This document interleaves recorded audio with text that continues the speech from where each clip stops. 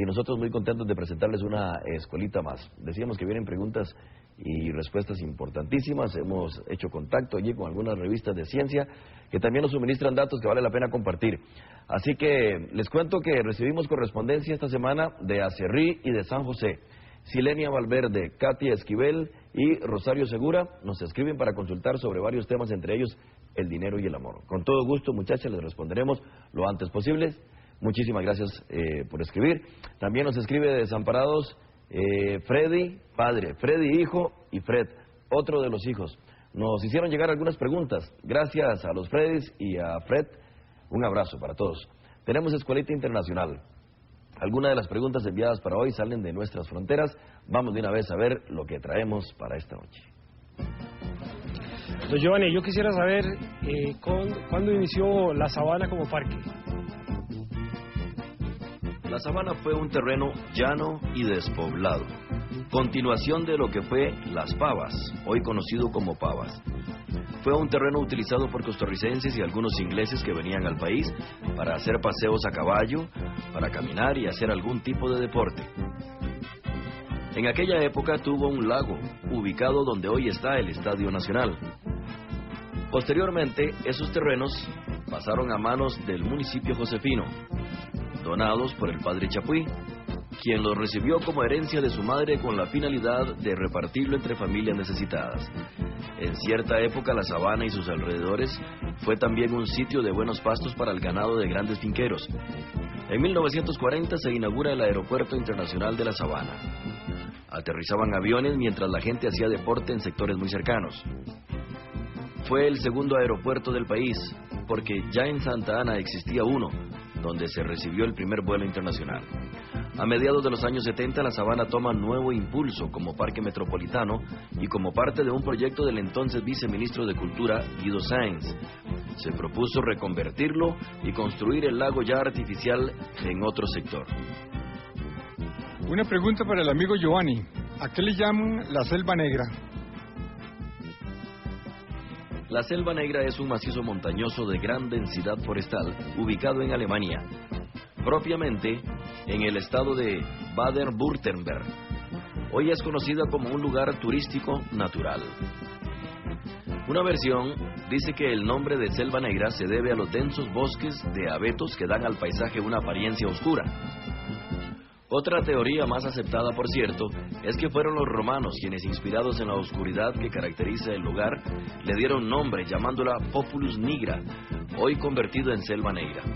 Ese macizo se hizo famoso en los años 60, porque allí se realizaron muchas películas y series de televisión.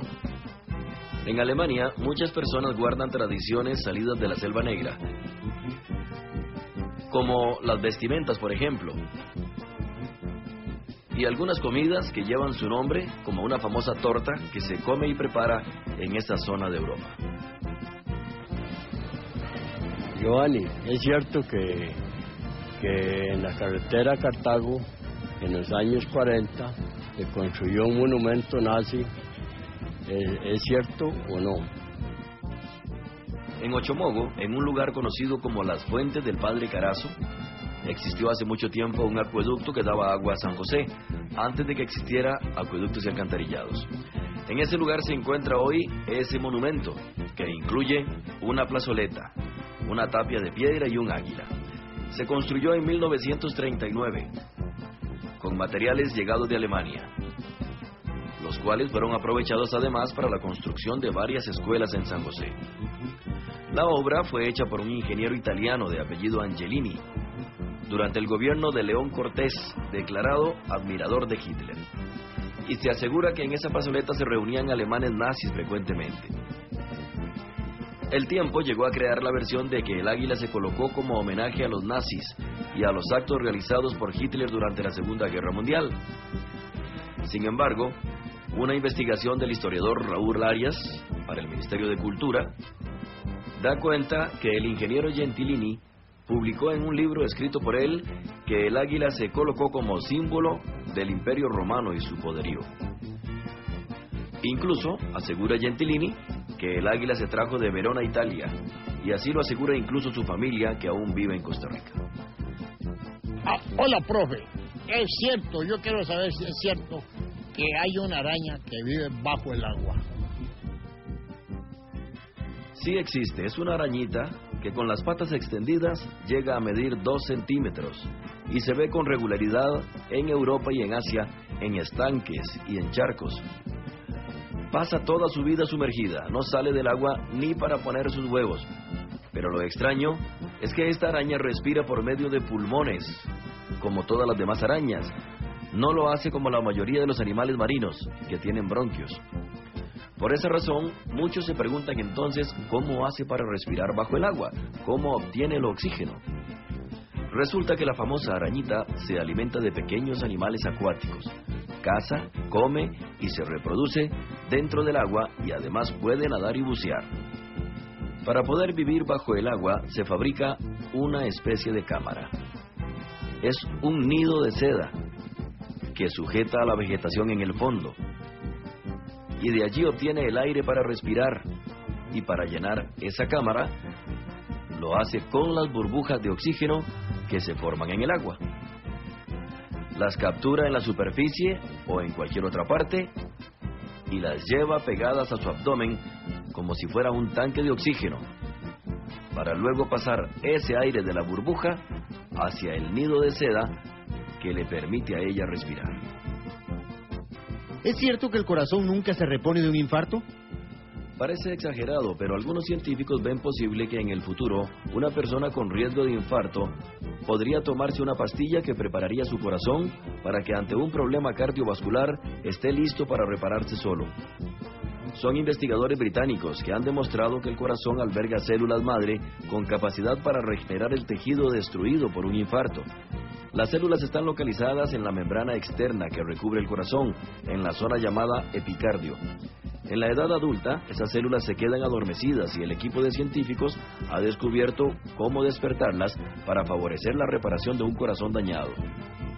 Por ahora se ha experimentado con ratones de manera exitosa, y si el tratamiento funciona en humanos se estaría ante una gran noticia, porque por ahora no hay tratamientos para regenerar el músculo cardíaco. ¿Qué comen los astronautas cuando están en el espacio? Para un astronauta, mientras se mantiene en el espacio, es suficiente digerir 3 comidas y un bocadillo entre horas. Los astronautas se preparan desde 1 año y medio antes de partir al espacio, para que el viaje no afecte su salud, y eso incluye realizar actividades cardiovasculares y de fuerza que varían de acuerdo con lo que vaya a alargarse el vuelo en el espacio. Existen normas que se deben cumplir en cuanto a las comidas. El alimento debe tener conservación de 1 año mínimo, 0 alcohol, no tener gas y no debe estar envasado en vidrio. Por no haber congelador en la nave, los productos se mantienen a una misma temperatura, se consumen directamente del envase y no se deben producir migas o boronas. No deben tener olores fuertes ni desagradables y deben contener niveles aceptables de sodio. Se buscan alimentos fáciles de digerir, de poco peso, tanto el envase como el contenido, todo para facilitar las labores de preparación y limpieza en la nave.